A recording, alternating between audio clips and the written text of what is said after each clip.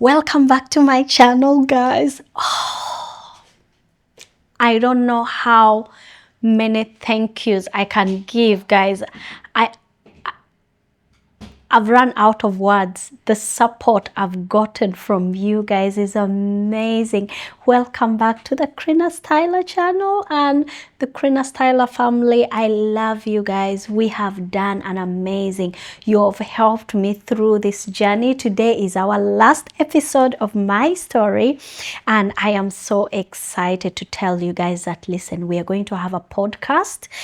Please don't go away. We are going to vlog. We are going to have a podcast with other women who are going to come and tell us our stories, because I feel like it's a good way to heal and to create awareness. Maybe some things might change somewhere, somehow, or maybe we might be able to inspire somebody to get out of their situation if they know the rules and what they can do.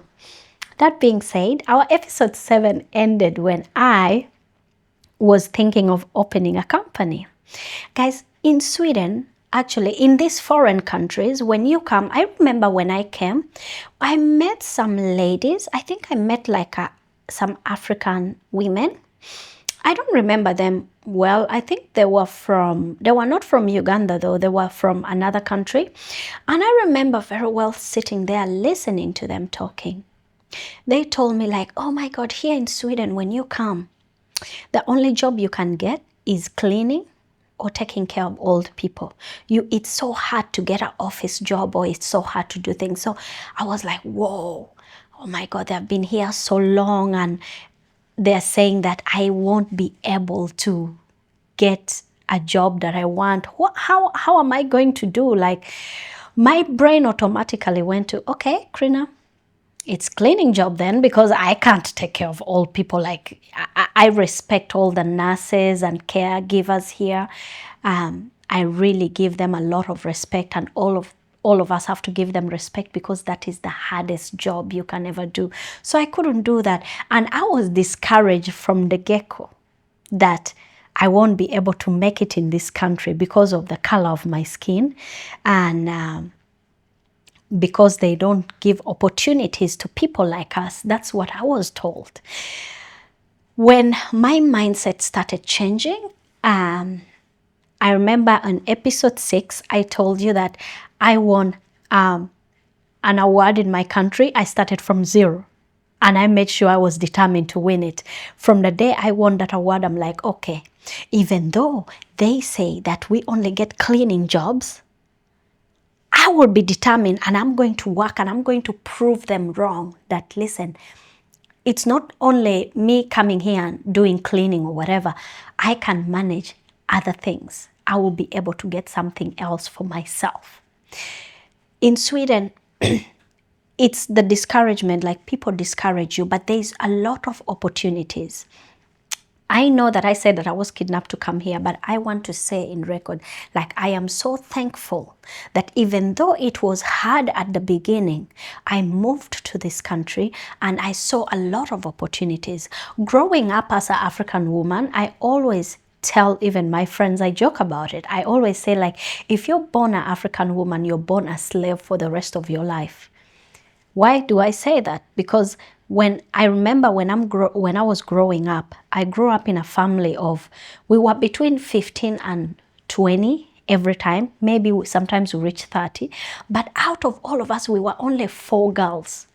And these 4 girls, we were told what to do. I was even taken to a single school, a single girls school, a Catholic school, because we were being, they were strict on us. Up to now, African women, you're strict, your uncles are strict on you, your brothers are strict on you. You don't have the freedom of doing something for yourself. You don't even have the ambitions to say, I have an ambition of doing this. You're not allowed. It's like they tell you what to do. When you're young, they will tell you what to do. And when you grow up, you get married, your husband is going to tell you what to do. By the time you're going to have a voice for yourself, you might be maybe 65, 70, now you have grandkids, maybe you're widowed, you're just going to be given respect because you're old now. But being an African woman is the toughest thing it's the toughest experience you can ever have, and I know you, my African women out there, you know what I mean. Like I always say, even now, when I go back home at my age and at my success, when I go back home, when my uncles tell me don't do this, I will not do it. I could do it. I could choose to be defiant and go ahead with it. But because of the way I was raised, it's like I was programmed automatically. I'm like, oh, I can't do it. And I told myself that the day I become 40 years old, maybe I'll have a voice in the family. I'll be like, now I'm old enough, I'm 40, I'm not young anymore, because at this age they still see that I'm young. So I'm thinking maybe when I'm 40 they will reconsider that I'm an adult now.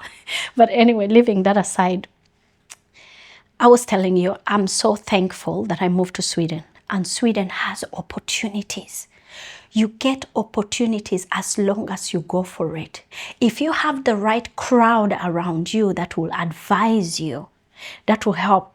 It helps a lot. I know most of you have come here and people have discouraged you, and you are like, okay, if someone who has been here for many years is telling me this, that means that's how it is. But let me tell you, that's not true.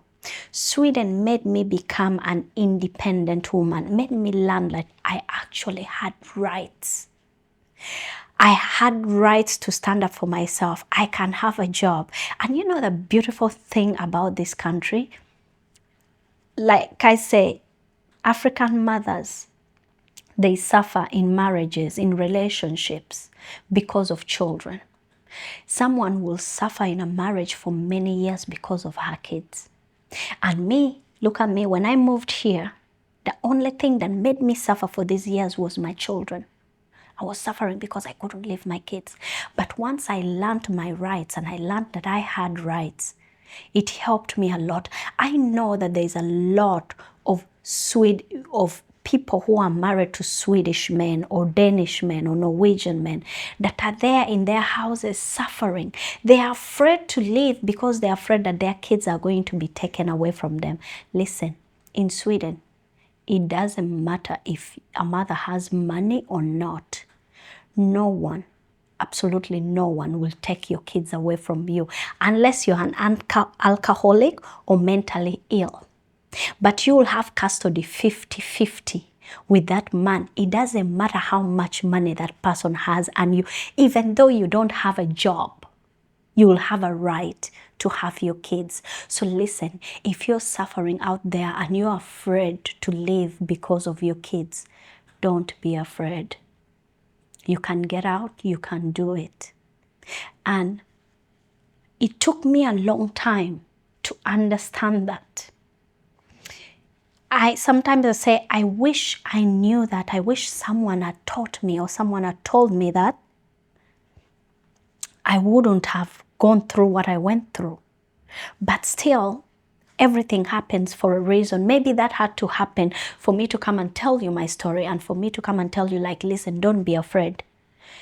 Here is not like our countries, like in Uganda. If a man has money, the kids are gone. You will have to suffer. You will have to endure with all the mental torture, the talks, everything. But you want to stay there because you don't want to leave your babies. And when I learned that I can actually have my kids even when I don't have a job, my mindset changed totally. Everything changed. I started learning that in this country, women have rights. You can stand up for yourself. There's laws. And that helped my self-esteem. It helped me to be confident. It helped me to be who I am. It helped me. I was like, wow, I can actually get up. I can work for myself, and I can be independent. I don't need to be worried all the time or to say, oh, I'm going to wait for a rich man to come and take care of me. Though I'm not going to say that I'm blaming the father of my children for anything. He's an amazing father, and he has been an amazing person. I don't want you to take this out of context, you know what I mean? But I am talking to those ones. If you're watching me right now and you're going through what I went through, don't be afraid.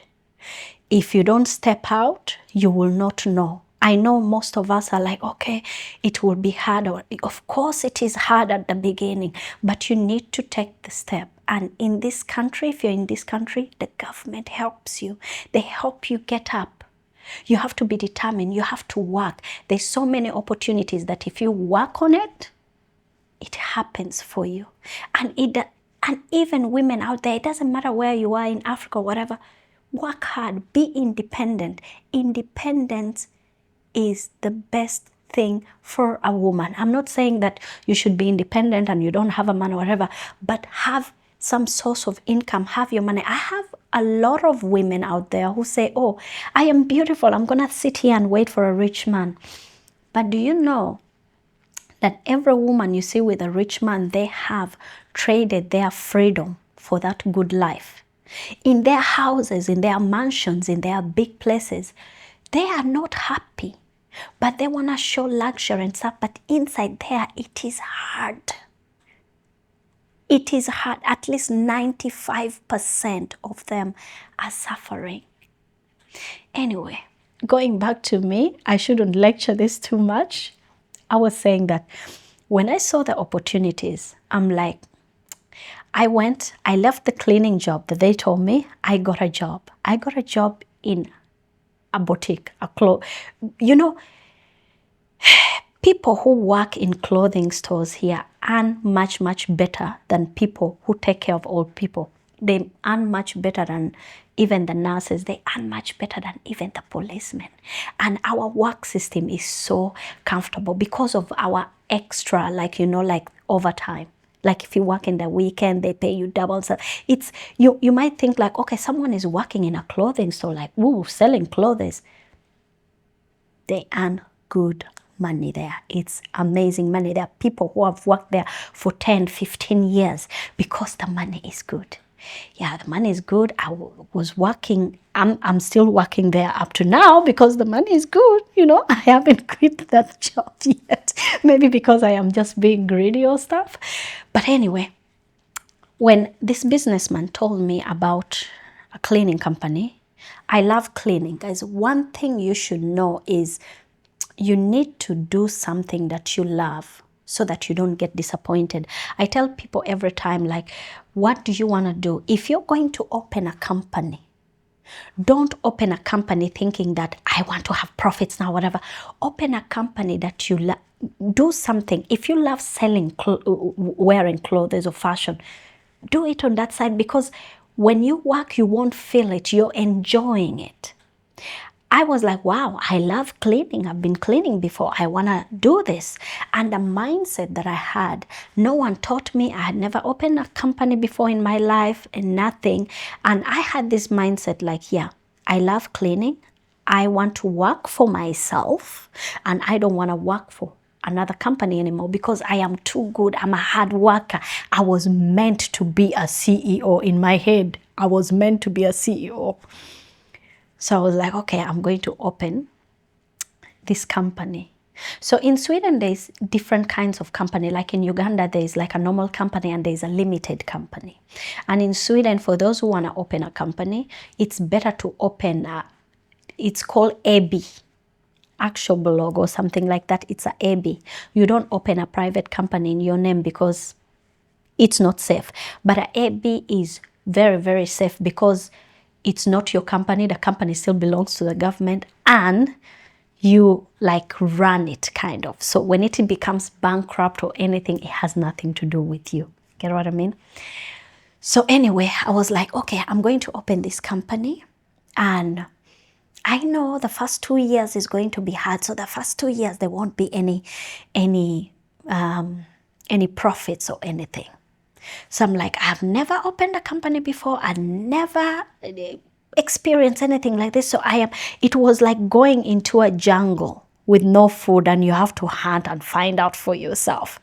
I like to be authentic, that I don't try to do research. The only research I did about the cleaning company, it was like, how much are they charging? What kind of clientele? What are they doing that I can do different? And things like that, I did research. So when I opened the cleaning company, this place that I was supposed to get, I sent my proposal and anything. I did a test cleaning. I was like close to getting it. And boom, Someone else took it. I was like, damn. I got accountants, two ladies. There were two Swedish amazing ladies that helped me open the company and do all these things. I could go out sending pamphlets. Like I could go out to, I printed out like these stickers, like 1,000. I went to each house, put it in a mailbox. I never got any results back. Nobody called me back.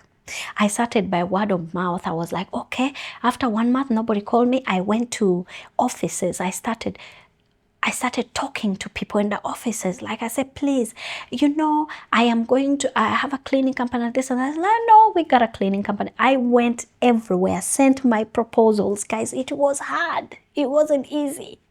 But because I loved what I was doing, I was like, wait, I might get something. Within 2 months, I had like 10 customers already, and I met other people who had cleaning companies. I started talking to them.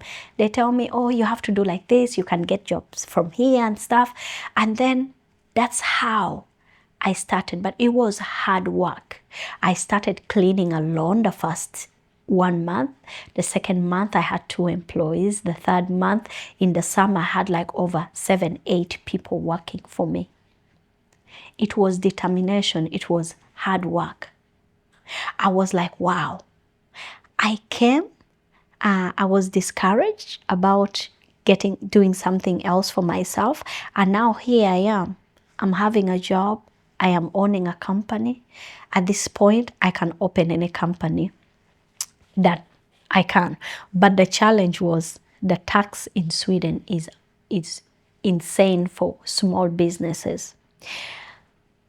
If you want more information of step by step how I opened the cleaning company, just comment down below. I am going to do an episode about it. But anyway, I opened the cleaning company. I started working with this cleaning company, and through that cleaning company, I met so many amazing people. I met businessmen. I met so many nice Swedish people. I started getting to know them. I started talking to them. We became friends. They called me. I respected, because now I respected their culture. I respected how they are. I knew where their boundaries, and I knew when they don't want to talk or when they want this and that. And that helped me. It made me so happy, finally, to fit into this country. I know most people ask me like, you've been here for 12 years, why don't you speak Swedish? That's one thing I want to say, that you don't really need to speak Swedish to make it in this country. I know that is the discouragement that people have, like, oh, if you don't speak the language, you can't survive. You won't get a job and things like that. That is not true. I remember when I went for internship, the first one where I worked, the manager told me like, oh, you can come and work here so I can practice my English. I'm like, oh, wait a minute, I'm coming to learn Swedish. She's like, yeah, no, you come and I practice my English. And I worked there and I never spoke one Swedish. I never spoke any Swedish at all. We were only speaking English. My second job where I got the contract up to now, for all these years, I've worked there for like 6 years now. And I think 6, 7 years, and they have never spoken Swedish to me. I was the first English speaker, and right now they have even brought like 5 people who only speak English. Like, let me tell you, it's determination. And people ask me, back to that question where I said, people ask me, why don't I speak Swedish when I live in Sweden? Like I said, I was traumatized. When I came here at the beginning, the first 4 years, it was too much trauma. And sometimes I feel like when I speak that language, I feel like I'm traumatized by speaking it. But I speak the language to people who don't understand English at all. I would speak it. But if I know that you speak English, I will not speak the language. And it's because of the trauma that I went through that if I speak it, it reminds me of a lot of things. I don't know how to explain it, but I feel safer just speaking English. That's why I don't speak Swedish. I can't say I hate the language or I dislike the language. It's just that if I wrap my head up speaking it, it gives me pain, it gives me heartache because of what I went through, how people were talking in this language and demeaning me and things like that. So that's the reason why I don't really speak Swedish. And that's the thing I'm telling everybody, like, you don't need. Of course, speaking Swedish is a big plus. It's a big plus for a lot of people. For me, my confidence is my biggest plus. Like, even though I spoke Swedish and I didn't have confidence, I wouldn't be where I am today. And if I spoke Swedish and I didn't work hard and determination and stuff, I wouldn't be where I am today. At this point, I still have my job. I am starting YouTube now and I'm happy you guys are watching. Maybe I'll say, okay, now let me quit my job and I concentrate on just giving you guys content, talking to you, telling you stories, hosting you.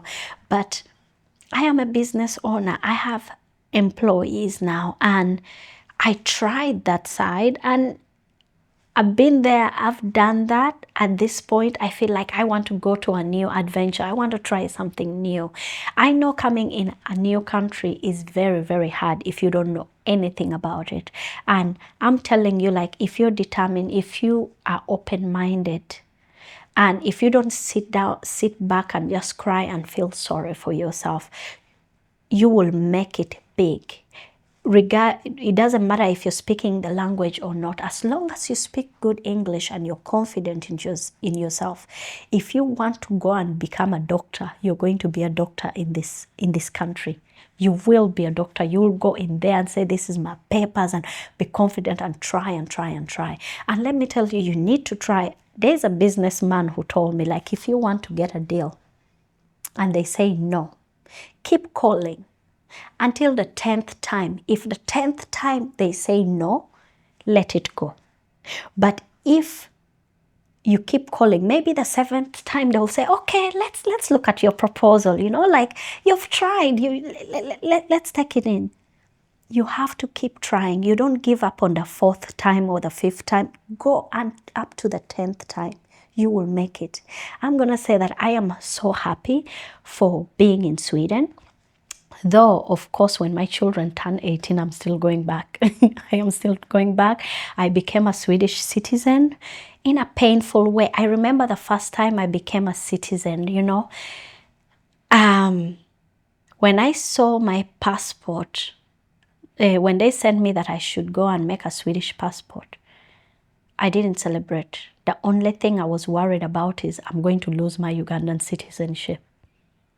I called the next day to the Ugandan embassy. I say, hey, I just want to know, like, is Sweden and Uganda, can you have a dual citizenship? I didn't sleep that night. I'm like, if Uganda says that I can't have a dual citizenship, I'll have to denounce the Swedish citizenship, because I'm like, okay, I want to go back home. How am I going to go back home when I am not a Ugandan citizen? And thank God I was allowed to have a dual citizenship. And with my citizenship, it was crazy. Like, do you know, there's people who come here who want papers so badly. Me, every time I see I'm a permanent resident, my heart is beating like, oh my God, now they're taking my rights away of being a Ugandan. I didn't want it. And even the citizenship here, you just apply for it on the computer, my days. You send it in. They don't even interview you on whatever. You just wait on the line, and then the next time they make a decision, they're like, oh, you're a Swedish citizen. Just go to the police and make a passport. It was that easy. But anyway, like I said, I am grateful for being in this country. I am grateful that everything happens for a reason. I went through all that to make me who I am today. I learned that everything I look at is positive. I try to find positivity in every negative thing that happened. Sometimes I said, okay, if I didn't go through what I went through, I wouldn't be who I am right now. And I am grateful that I had to go through that. I had to learn through thick skin that, it made me stronger. It made me, even though I go in any part of the world, guys, I am going to survive. And I'm going to say thank you to Sweden for that. Thank you for making me learn the hard way. If you're in a tough time right now, maybe God is preparing you for something better, making you stronger. Look at the positive thing in that and carry that with you. That is going to help you heal. It's going to help you move on. In Uganda, we say what doesn't kill you makes you stronger. Like, okay, you're suffering, but you're not dying. So just look at the positive part of it. Guys, thank you so much. And thank you for watching all the episodes. I am so grateful that you guys have been here. I am so glad that we had to do this. And I am happy. Next time, I know a lot of you are asking in the comment section, what about your father's kids or whatever. I need to sit on that. And when I get the courage, I'll bring it out one day. But for now, let's leave it the way it is. And let's just enjoy this. Thank you so much. And please let me know, should I have a podcast? Yes or no? Thank you. Remember to share, subscribe, and like this video. Until next time, wait for our vlogs. Me and Elizabeth and the children, we are going to be vlogging. I'm putting a vlogging video at least once a week and a podcast twice a week. Thank you. Have a nice time. Bye.